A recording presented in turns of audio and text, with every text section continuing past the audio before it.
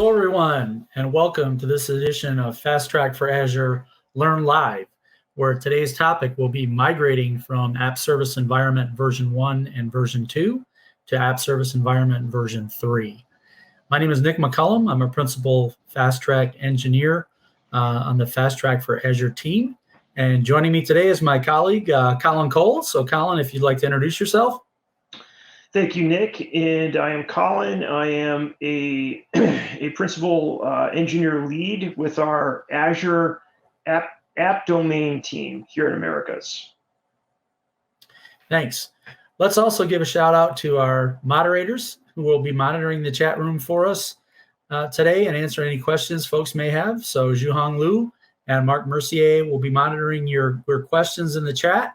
And if there's anything that we think needs to have attention for a lot of folks, we'll go ahead and surface that here and talk about it during our discussion today.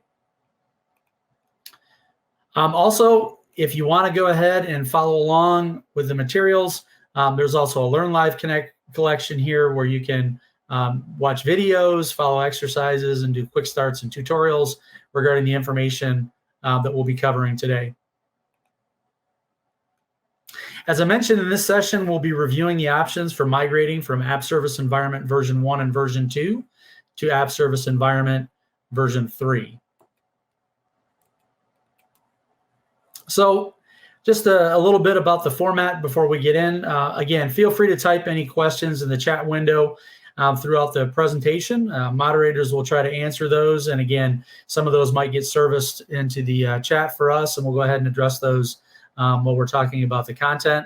We won't be doing any PowerPoint. We're going to try to spend most of our time actually in the Azure portal, showing you how to use the tools that are available for the migration. And our audience basically is anyone that has existing ACE v1 and v2 deployments that must be migrated to ACE v3 before August 31st of 2024. And our agenda for today is, hey, why should I even do this? Why should I upgrade? We'll talk about the options for migrating your ACE v1 and v2 environment to ACE v3. And then we'll go and do a deep dive on each of the migration options that are available for you. And then we'll wrap it up with a recap at the end. Goals of the session: want to make sure you understand why we're asking you to upgrade from ACE v1 or v2 to ACE v3. And then to make sure you're aware of the options that are available to you for migrating from ACE v1, v2 to ACE v3. So, Colin, let me go ahead and turn it over to you. And why don't you talk about some of the reasons why we're asking folks to do this migration in the first place? Great. Great, Nick. And Kimberly, you can switch over to my screen briefly. That'd be great. Thank you. So when Azure has existed for quite some time, we actually announced the preview of Azure publicly at back in October of 2008 at the Professional Developers Conference in Los Angeles. And at the time, Azure was very, very simple. It was what we called a cloud service, which was a web and a worker role, basically VMs, early PaaS VMs. And we also had our initial offering for storage as well with blobs, tables, and queues. That's all it was. Web worker roles, blobs, tables, and queues, that was it. That was Azure on day one. And core to this concept was this notion of a cloud service, which was sort of this building block that other services would use as they were getting built out. So as you can imagine, Azure started to evolve quite significantly. And over time, we realized we needed what's called like a new control plane behind the scenes that would allow us to expand our capabilities into much, much more extensive stuff. And so what we basically did, the control plane is what's called, or otherwise known as the management plane, is kind of what hooks up our first-party services into the data center. So it allows us to kind of control those services. And what we did is we upgraded that from Azure Service Management to what's called Azure Resource Manager, or ARM, which a lot of you are probably familiar with. And any service that also used Azure Classic would ultimately need to be moved over to Azure Resource Manager. So what we're doing basically is on August 31st of 2024, we are officially retiring all of that early Azure stuff that came out when we first developed Azure. So basically those cloud services or Azure Classic, basically that Azure Resource Manager control plane is going to go away and be officially retired. And so any service that was built on it will need to be moved over to ARM or moved to a newer version of the service that's built on ARM. We don't expect this to ever happen again. This is kind of a one-time sort of transition. So we understand there's going to be some pain for customers here, but there's also some really great benefits as essentially by moving over to Azure Resource Manager. And by the way, what we're talking about here is ASE. ASE, app service environments, V1 and V2s are one of those impacted services. Once you do move this over to the new version of ASE, which is running on ARM, you'll have the ability of being able to leverage availability zones, where zones are available. And we have zones available in many of our regions, and if they are, you can now spread your ASE across those zones. This will provide, significantly higher resiliency and, higher availability, which is really, really important in sort of today's kind of apps. You can't do that today with an ASE V1 and a V2. Additionally, there's some performance gains. The app service environment V3 will run on our newer virtual machine scale sets, which offer more performant infrastructure options. Additionally, you can't really pair over a network. You can't really peer over a network into an ASE V1 and V2 today. So by going to an ASE V3 on this newer control plane, you will be able to peer that. And so you have a whole bunch of new capabilities available to you as you might want to expand into other regions and access those same endpoints. And then lastly, there'll be some price advantages as well, because we're actually getting rid of the stamp fee with the ASE V3, and we also have the ability of applying reserved instance pricing. So there's some big advantages there. So moving on here a second. There's basically a few options. Nick's gonna go through these and demo these on what you can do to migrate away from your ASE V1 and V2 today to an ASE V3. And just really briefly, so these are what we're going to cover in sort of today's session. There's four general options. The first of which is the simplest option and most straightforward. We have this automated migration feature, which will take your ASE V1, V2 environment, and it'll move it over to an ASE V3. It's kind of a single, set it and forget it kind of go migrate option that works really well. It does have a few sort of requirements. One of which is that you need a new subnet to land that ASE. So you can't have more than one ASE in a subnet today. So if you require your ASE, your new ASE, to exist in the same subnet that you had before, you will have to use one of the other options. And there may be other reasons why you want to use one of the other options as well, potentially to get to bypass any sort of downtime or things like that. So the automated feature is great. If you can't do that, then you can use the backup and restore feature. That's a second probably option to go to. And this would allow you to potentially back up your environment. The automatic backup feature is not available here. This is for custom backups of your app that would contain things like your app configuration, file content, database, etc. You back it up, and then you build that new environment, that new ASE, and you restore it right into it. So that's a second option. The third option is, and this is for Windows apps only, but if you do have a Windows app, one of the easiest ways to move over to an ASE, again, if that automated migration feature isn't available for you, would be to use the clone feature. So that's available only for Windows scenarios.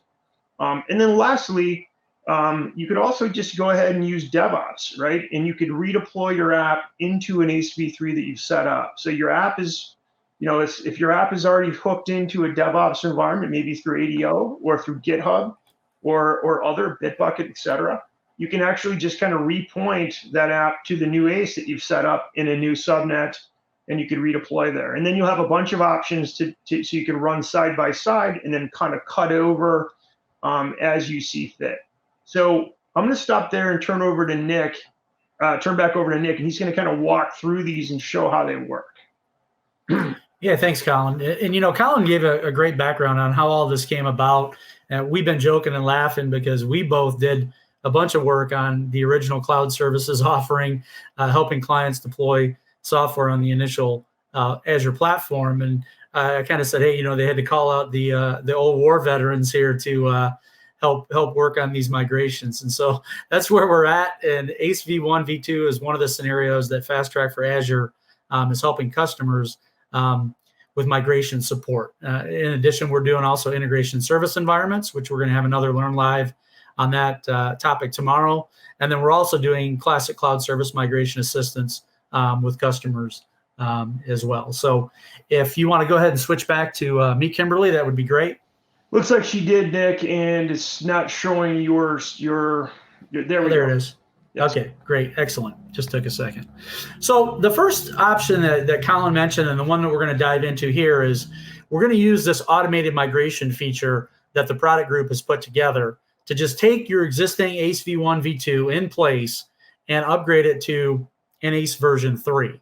Now, it's important to understand that if you pass the validation checks and you can move your ACE using this tool, there are a couple things you want to be aware of.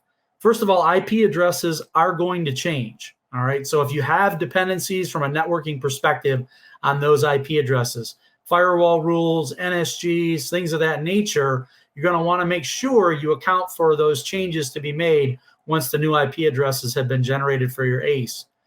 The other thing to be aware of is the amount of time it's going to take for this migration operation to occur. Based on my experience in doing this several times, you're looking at roughly a 3-hour outage window where your ACE is not going to be available and it's not going to be serving applications while that migration process is running. So just be aware of those things. It's important to understand the potential ramifications, both from a networking perspective as well as from the amount of time that your services are going to be unavailable while the migration occurs. So basically, we're going to walk through this process. There's a check that's going to run to make sure that your ACE qualifies to go through the automated migration process. Some new IP addresses will be generated for that ACE v3.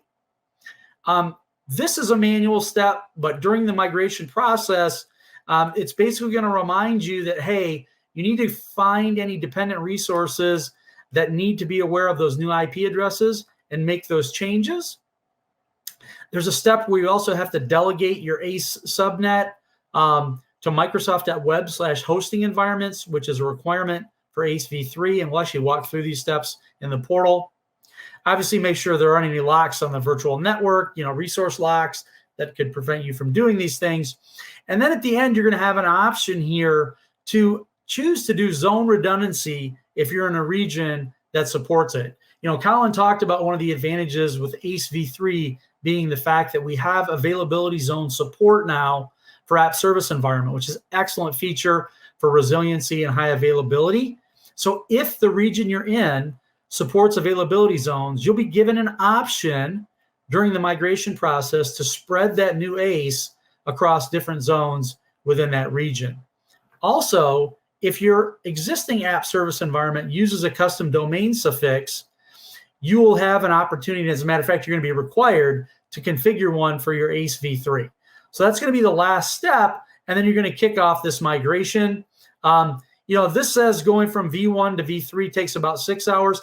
So far, roughly, my experience has been more along the lines of this 3-hour window here that's mentioned from V2 to V3, regardless of which of these options I've been using. But just be aware of that outage time frame. So enough of the chatter and the slide deck here. Let's jump in and take a look at what this is going to take to do a migration. So I've got several app service environments that I've got prepared here.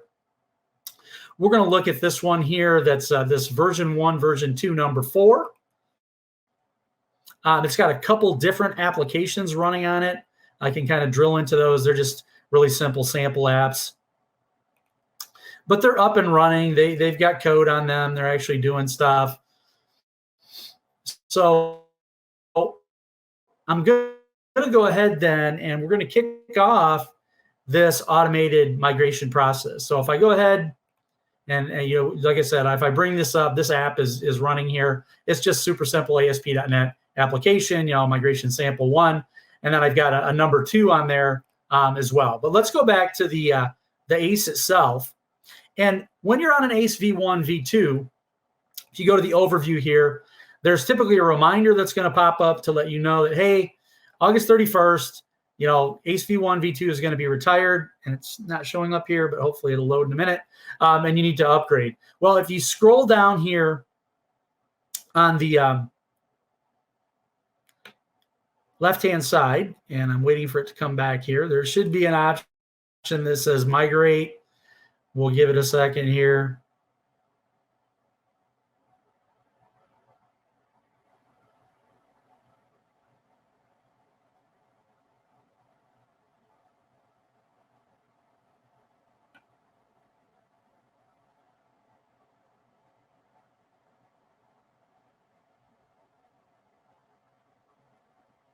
All right, that's moving a little slow. It's coming. All right, let's jump back here. Yeah, it's, you know, it is what it is. We're going to go to number 5 here. You're going to see this option that says migration. So we're going to click this, and this is going to bring up the automated migration feature to move you from version 1, version 2 to version 3.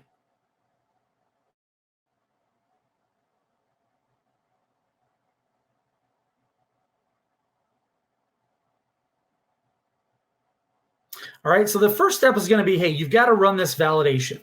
So let me go ahead and click that, and we'll kick off the validation process. Click continue here. So the validation tool is going to run through a series of checks to verify that your ACE is compatible for a direct upgrade from version 1, version 2 to version 3.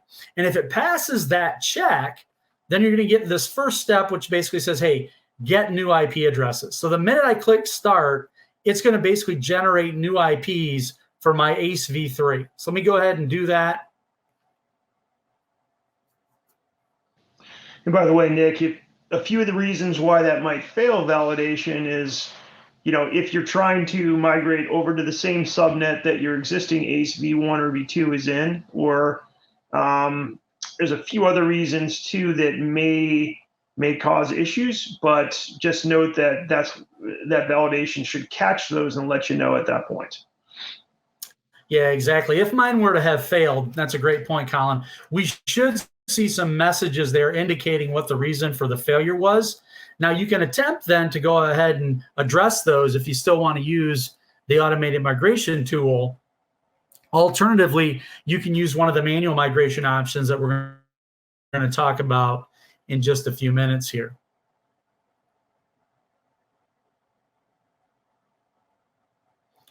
And this is like watching, you know, paint dry, but again, this usually doesn't take, it says up to 15 minutes, but my experience has been, again, that it doesn't really take that long to get the IP addresses generated. So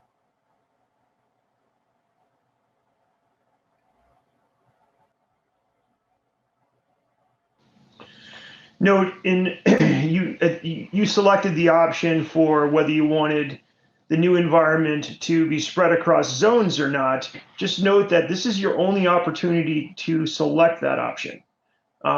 If you were to miss it and then later on decide, you know, I really want my ACE v3 to be spread across zones, you will have to recreate the ACE and then redeploy your apps to it. So just note, definitely think that one through before you get to it. That's a good point.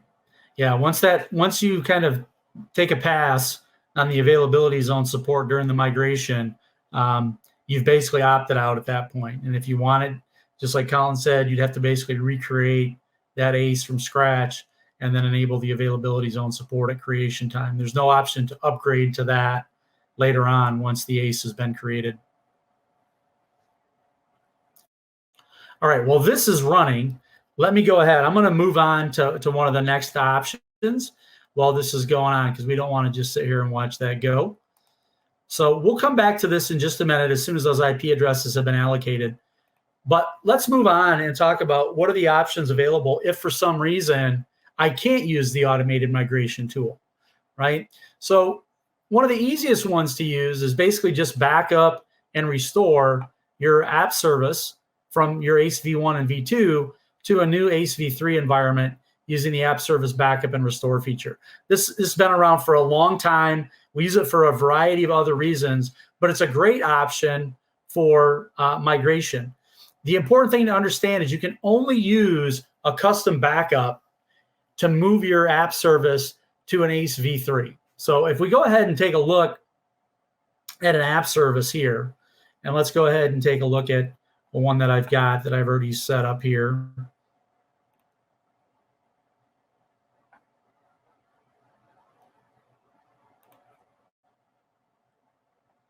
And I've got a couple different apps running on this guy. So let me go ahead and pick one of these here. And this is a V1, V2 app service. If I come down here under backups, depending on the SKU that you've selected, automatic backups are being made of your app service on a regular basis. You know, several times a day, once a day, depending on the SKU here. But you'll notice all these ones that say automatic, these ones cannot be used to restore your app service from an ACE v1, v2 to an ACE v3. So you have to configure custom backups, and you'll notice I've got one here. I go to configure custom backups at the top. And what do we mean by configure custom backups? All you're basically doing is specifying the storage account where you want the backups to be kept. And if you want to do some kind of a schedule to do an automatic recurrence of those custom backups. In my case, all I wanted to do was set up the storage account. Once I have the storage account set up, I have this now backup now option available where I can create an immediate custom backup for this app service. Let me go ahead and we'll fire that up. And hopefully in the meantime here, oh, look at our IP addresses are done. So while this backup is running, which is going to take a few minutes as well, we'll go ahead and continue on with the automated migration process. So we'll see my custom backup is in progress right now. So let's jump back over here to the automated migration tool. We've got our new IP addresses. And again, step 2 is a manual step. It's basically just reminding you that if you have any network resources that are dependent on these IP addresses, you need to now go ahead and make any updates to address firewall issues, NSG rule changes, anything else that you've got out there that may be dependent on these IP addresses, all right? So once you've done that, you can go ahead and do a confirm here to just say, yep, I'm all set, I'm ready to proceed. Then the next piece is, again, this option where we've got to delegate the subnet that the ACE v3 is going to live in to Microsoft.web/hosting environments. So right here, we give you a link to check and update your subnet. So if I go ahead and click that, it's going to bring up a little dialog blade. And it's going to say, okay, take a look at your subnet delegation. Notice mine is set to none right now. I need to change this. I'm going to pull this down, and I'm going to look for Microsoft.web/hosting environments because I have to delegate that subnet where the ACE v3 is going to live to Microsoft.web/hosting environments in order for the migration to occur correctly. So let me go ahead and save that change.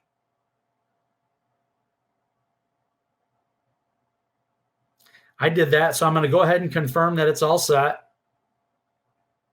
Okay, now the last step here before we get to go forward and talk about configurations is we're just making you aware that the SKUs are going to change, right? So we had these I2 SKUs, for example. When you go to the ACE v3, you're going to get the new SKUs, the I2, V2. And as Colin already mentioned, better performance, more performant. It's running on top of VM scale sets now, a much better platform than what we were previously running the ACE environment on in version 1 and version 2. So this is just to let you know you're going to do a confirm here that you've read this. And again, in my particular case, I'm running in a region that supports availability zones. So if I wanted to, I could enable zone redundancy right here and take advantage of that. And as Colin mentioned, if I choose to not do this at this point, that's it. I've opted out of using availability zones for this ACE v3. So just be aware of that. If my ACE happened to have a custom domain suffix on it, I would have to set that here as well for the ACE v3.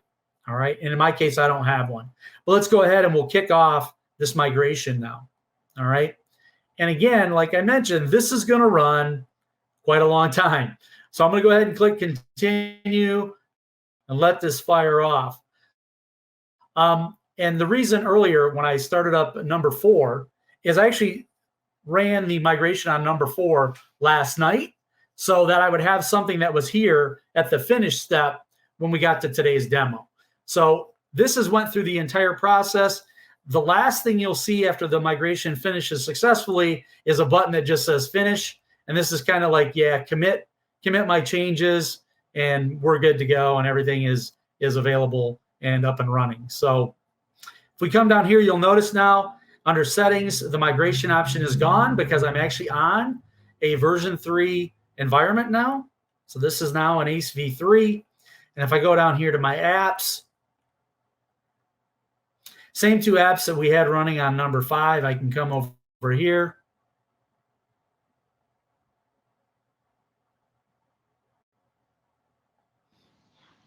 And go ahead and load this up in the browser.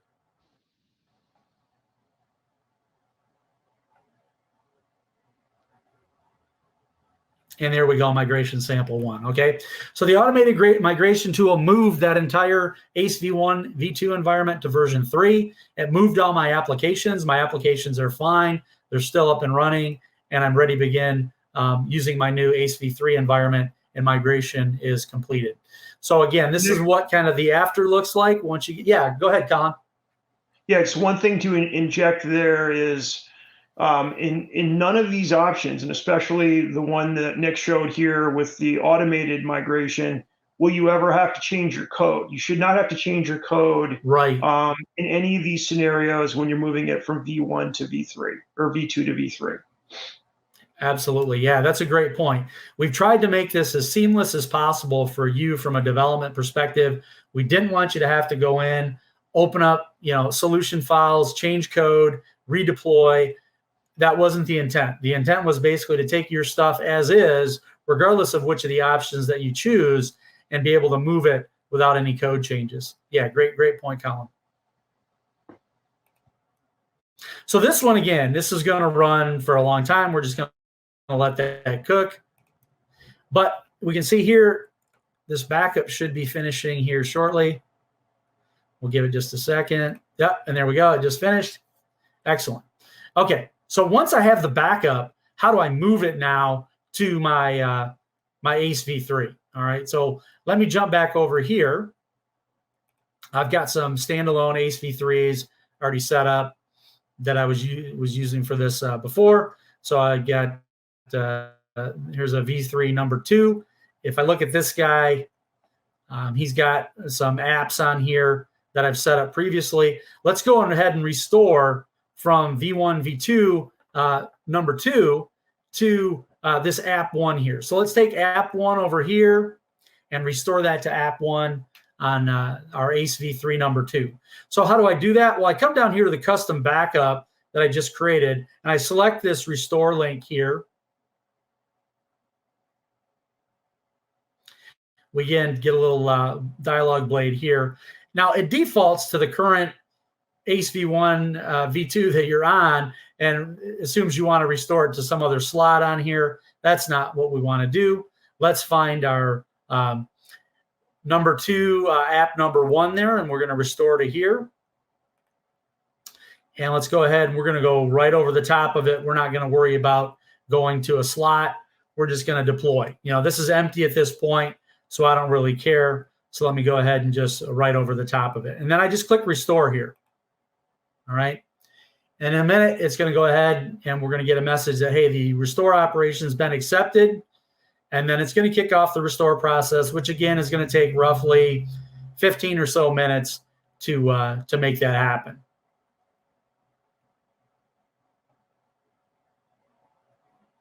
So restore operations successfully submitted. This says it can take up to 30 minutes. Really depends on the size of your app. Again, my experience, somewhere between 15 and 20 minutes, usually the restore will complete. All right. So again, we're going to let this cook and go back to our other options and talk about cloning your app as another option. So a couple things to remember what we talked about here, though. Make sure you configure custom backups first. Specify the storage location where you want to keep the backups. Then you can basically initiate an on-demand backup at any time. And then once you've done that, you can use the restore option from one of the custom backups that you created to restore directly to an app on a v3 ASE environment. Now, the next option we're going to talk about is basically let's clone my app from my v1, v2 environment to ASE v3.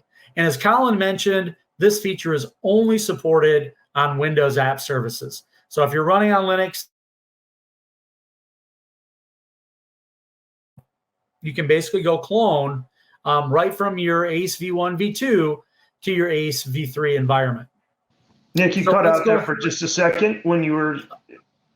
I'm sorry. Back up 15 seconds. Okay, yeah, no problem. So again, I just highlight only supported on Windows App Services. You know, if you're on Linux, unfortunately, this is not for you. But you'll be able to go directly from your v1, v2 app service, right directly from an app on there, select the clone option, and deploy to a new app on an ASE v3 app service. And that's key. Just be aware it's a new app.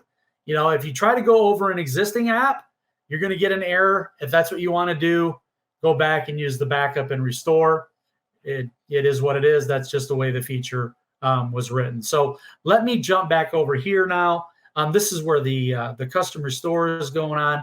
Let me go back to number 2 here. And we're going to use app number 2 on this guy. So let me go down to my apps. We did a backup and restore from app number 1. Let's go ahead and do a clone from app number 2. And we're going to go to app. We're going to pick a new app on number 2 here on v3 number 2. So we're at app 6. Let's do an app number 7 here. So let me go down to my apps here. We're on app 2. So if we go down here, we're going to see this clone feature. Oh, where are you at? Clone. There it is, under development tools. Clone app.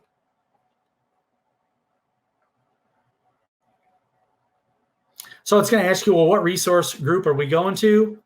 I'm going to my migration new, where all my ASE v3s are at.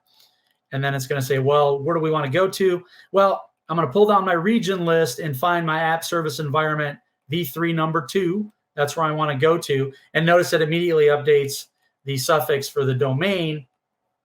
And then I can go ahead and let's just go ahead and create app number 8 here. And I'll just copy the name from here.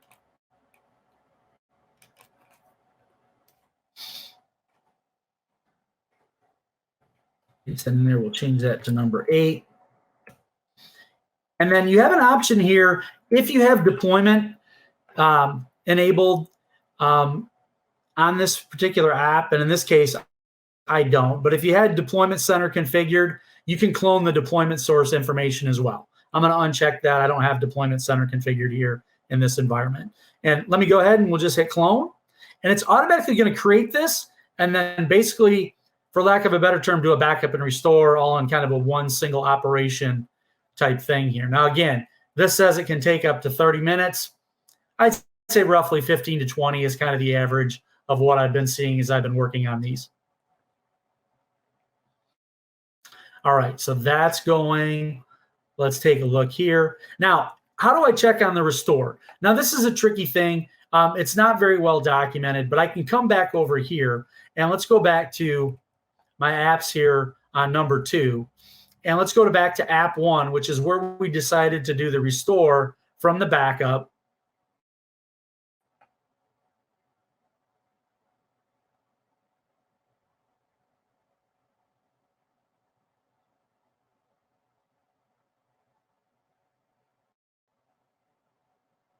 All right, you can go to the activity log here and get an idea of the operations that are in progress on the restore. And I'll show you an easy way to figure out if it's done or not once the list of the options come up here. So you'll notice that, hey, there was a bunch of stuff that happened just a few minutes ago. So the update website basically was to take it offline when we started the restore, and then the restore website operation kicked in, which resulted in a restore web app from backup blob operation. If I click on this restore website at the top level here, this is interesting because when it's done, you'll see this output in the description. It's kind of a weird place to go look at it, but you can kind of see that if you read through this, creating a temporary folder, I'm downloading the backup package metadata. It's done.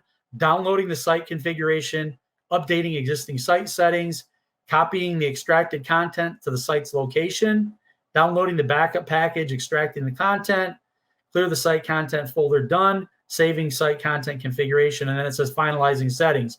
And then operations error, it's an array of errors. This is empty, so it succeeded. So it's kind of a weird thing to look at, but if you come click on the top level entry for restore website and you see this information in the description, you'll know that the restore is actually finished. So I should be able to come back to the overview now. This guy should say running now because the restore was completed. It was temporarily stopped while the restore was going on. And I should be able to click on the link for the app and it should load just fine with the content that was restored from the backup file.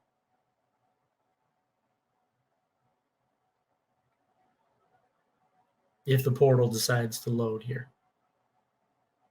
There we go. All right, so let's go ahead. We can click on this link to open the web app.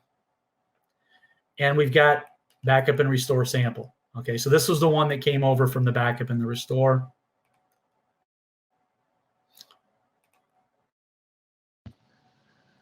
So we can go here. This should be our clone, basically, and that's still running.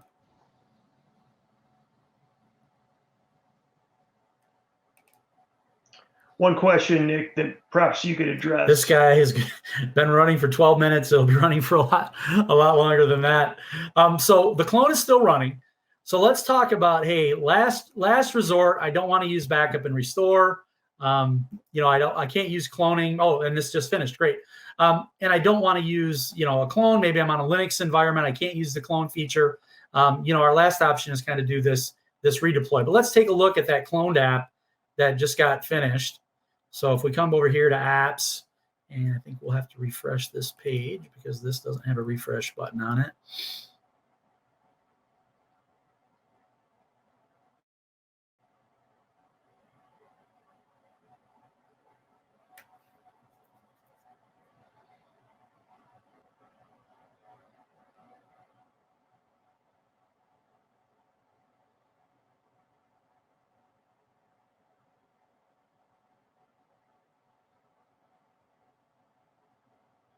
And see, there is an app 8 now that didn't exist before. It says it's up and running, so we should be able to click on this guy.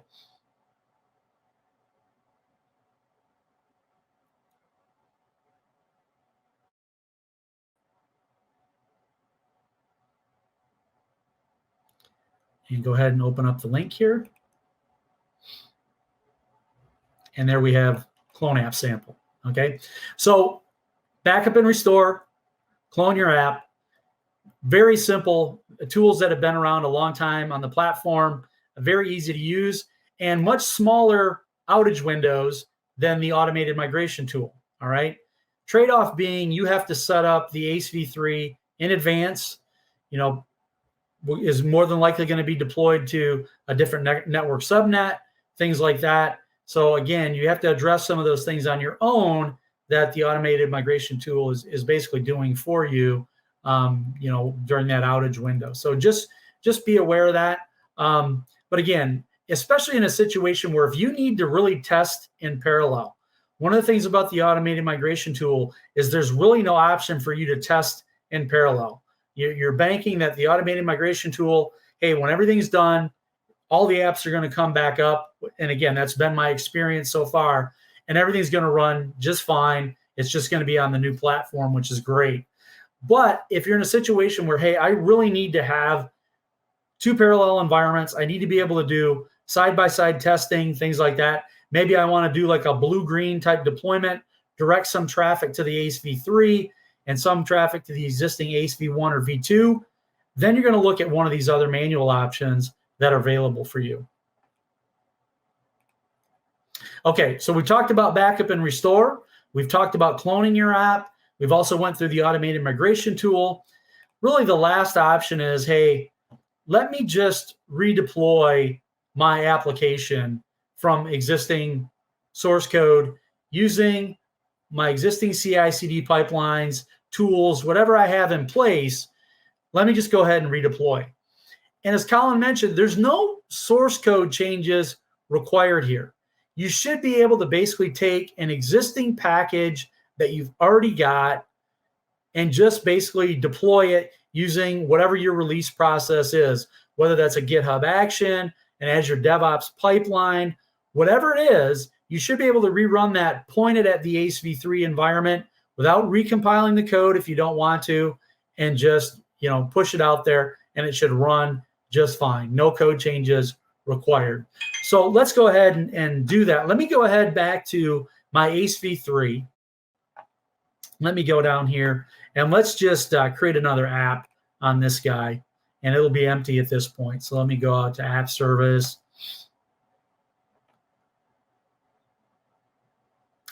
And let's do create a web app again.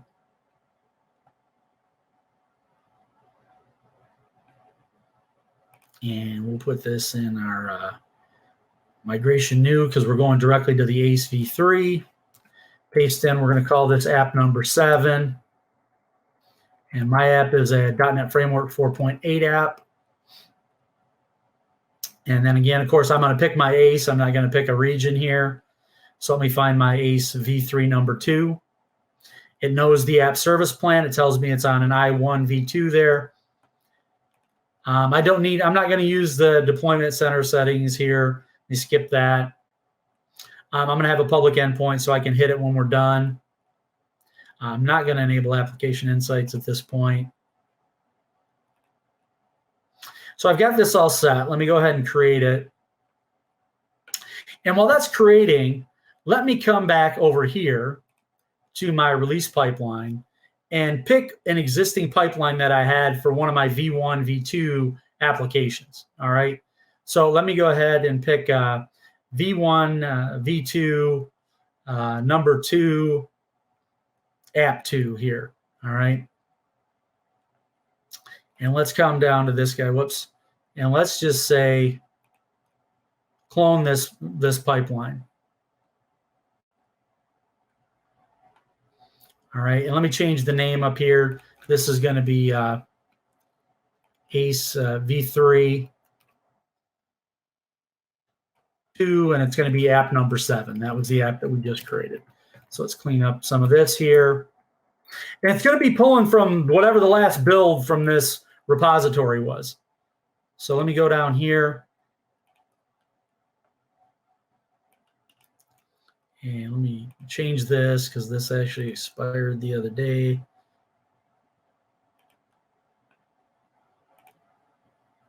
And hopefully by now my number 7 got created. It should have. It's pretty quick.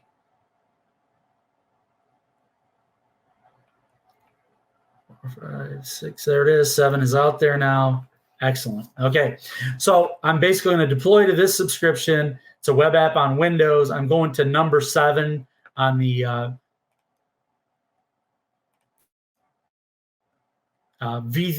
ACE v3 number 2 instance that I've got out there.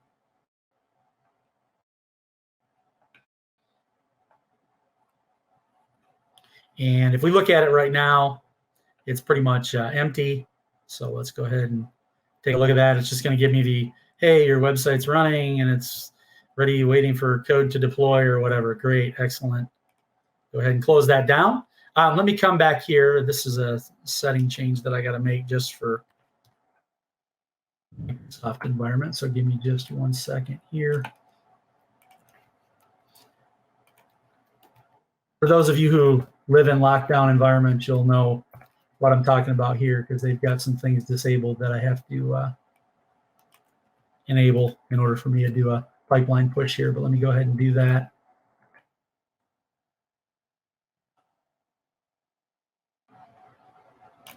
Run that real quick. Take a couple seconds.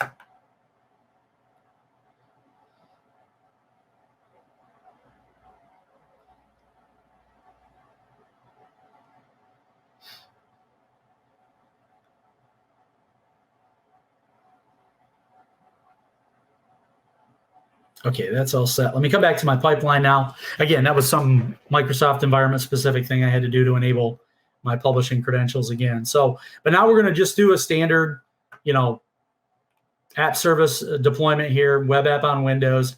And all I did, again, I cloned the pipeline from my version 1, version 2 environment.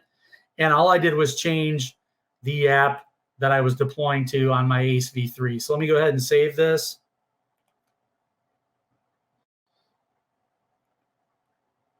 And we'll go ahead and create a release now.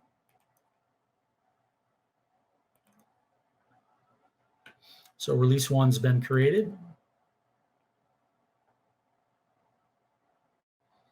It's queued up here in Azure DevOps.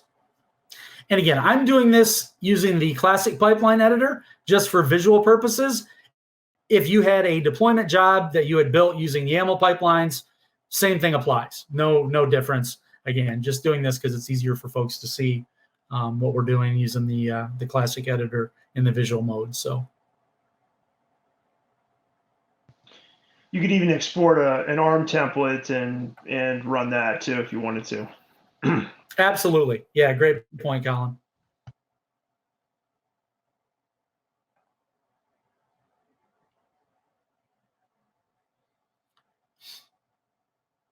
And again, this was an existing pipeline that I already had for my ASE v1, v2 app number 2.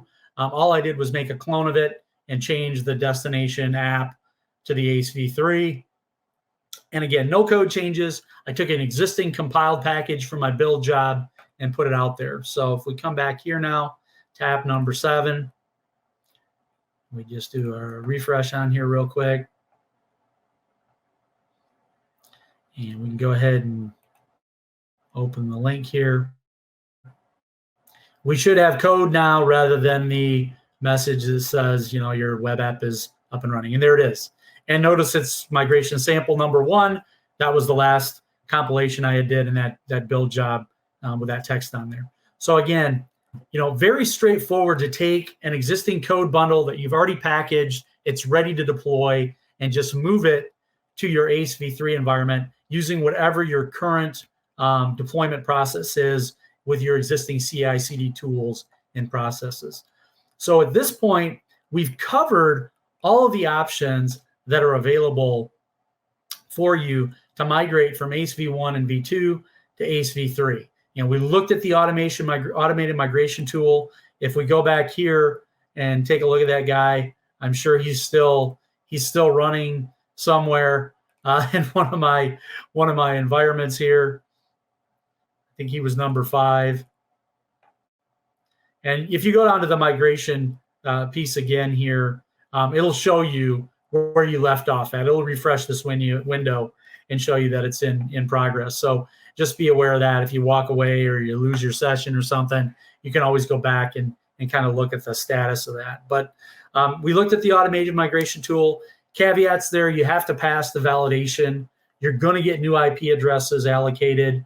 And then, of course, the outage window, anywhere between 3 and 6 hours, according to the product team.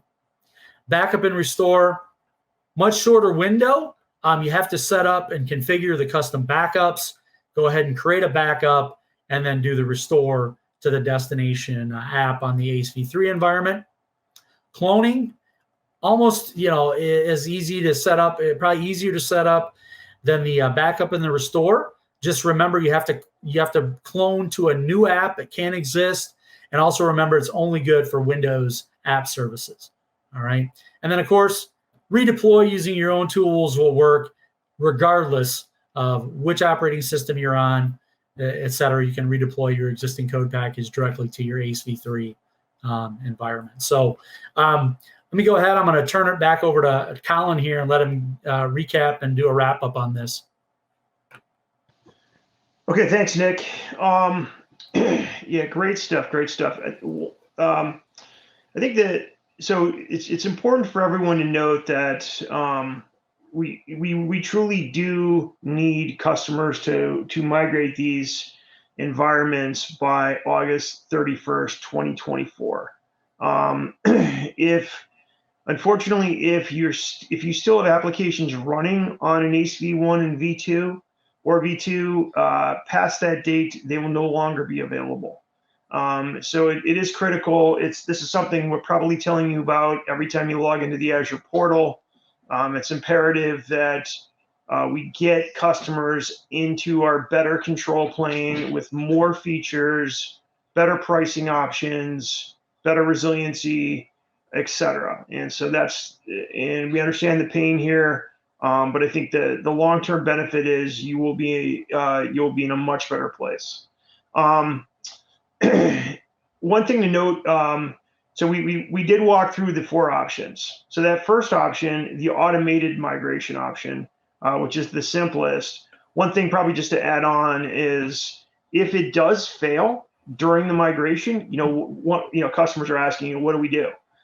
So we are actually monitoring the migration closely through our support channel. And so we'll know if any of these fail and where it failed. And this is something that we're spending a lot of time carefully monitoring. So you just need to open up a support ticket, and we will be able to sync you up with that failure and hook you right into a support engineer that will be able to help unblock you and move you forward. So if something does go wrong, definitely just call support and we'll help you through it. In terms of one other thing to point out is, we're talking about an ACE here, right? An Azure service environment, which is an isolated environment that you get that you're using for just your workloads, right? And that's probably why you chose it with an ACE v1 and v2, because you wanted that. However, when you're now with app services, we have other options as well. So an ACE v3 is a very, very good option. And go ahead and use the automated migration tool if that works for you. If however you would want to potentially move to our multi-tenant offering of app services, which now has private endpoint support, we inject into a VNet, so we actually have the security on both the inbound side and the outbound side, so you're fully integrated on private IPs. You're welcome to do that. And some customers have wanted to do that, to move over to the multi-tenant option for various reasons. And if you did want to, well, then you can actually use these other 3 options that Nick went through, the backup and restore, the clone, or the manually redeploy option to get you over to the multi-tenant service. So you absolutely can go that route too, if you choose to not want to run in an ACE v3, although an ACE v3 is a fantastic hosting environment. So just pointing that out as well. I think you probably understand really how to do this now. So you have the automated migration option, or you have these 3 different manual options, which provide a little bit more flexibility, but will take a little bit of work. And lastly, I just want to call out that our team, Nick's and my team, Azure FastTrack, we help customers with this and many other customer needs on the Azure platform. So if you do want our assistance with these scenarios, we do work with customers on this type of migration, as well as some of the other migrations related to the cloud services retirement of August 31st, 2024. Feel free to submit a nomination for Azure FastTrack through your support channel. You can search on us on Microsoft.com, Azure FastTrack. We do we are available to help some customers with their scenarios. And while we can't guarantee we'll be able to assist, it's certainly something you can look into if you have those requirements. We'd be happy to help if that works out. So with that, I'm gonna say great job. Thanks for coming over to this. I'll let Nick kind of close up here. Yeah, thanks, Colin. And Colin pointed out some great things. The options. A lot of people chose the ASE option because they wanted network isolation. And a long time ago, the multi-tenant app service didn't provide really any network isolation. And then we added outbound isolation at one point. Now with private endpoints and private link, we have inbound isolation as well. So if the only reason you chose an ASE was for that network isolation, definitely consider, potentially using a multi-tenant app service option. From a cost perspective, it may save you some money there. So, and I've already worked with a couple of customers where we've done that, and it worked out very well. And as Colin mentioned, FastTrack for Azure is here to provide support for customers in scenarios like this and a whole bunch of others. So if it's something that you think your team needs assistance with, definitely go through your appropriate Microsoft contacts to get a nomination for FastTrack support to help with these scenarios. Let me go ahead. I'm going to switch back to just a couple slides in the PowerPoint deck, just kind of close it out here.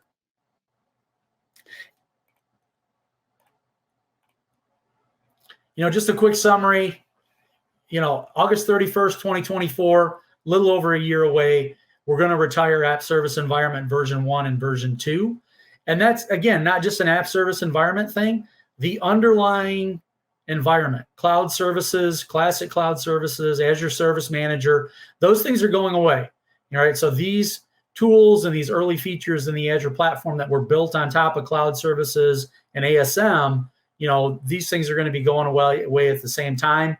It's important to note, basically on August 31st, 2024, if you haven't migrated, those environments are just going to be shut down and they're not going to be accessible. So be aware of that. Make sure you plan and give yourself time to do this.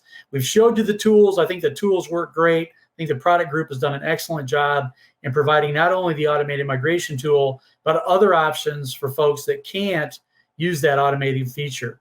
So again, hopefully, allocate your time wisely. It doesn't take a long time to do these things. The migration processes work very well. Again, a big thanks to Xuhong and Marc for moderating today. Big thanks to Colin for co-presenting with me. And, like I mentioned earlier, we've got some Learn materials that are available as a collection in Microsoft Learn. So again, check those out, kind of help to reinforce the concepts that we covered today. And then again, tomorrow we'll be talking about the same process for integrated service environments, right? So the isolated Logic Apps environment, ISE, how do you migrate that to Logic App Standard? Because this is another feature that's impacted by this ASM and Classic Cloud Service retirement. So thanks again to everybody for joining. Hopefully this will help you in your migration process from ASE v1 v2 to ASE v3, and have a great day. Take care.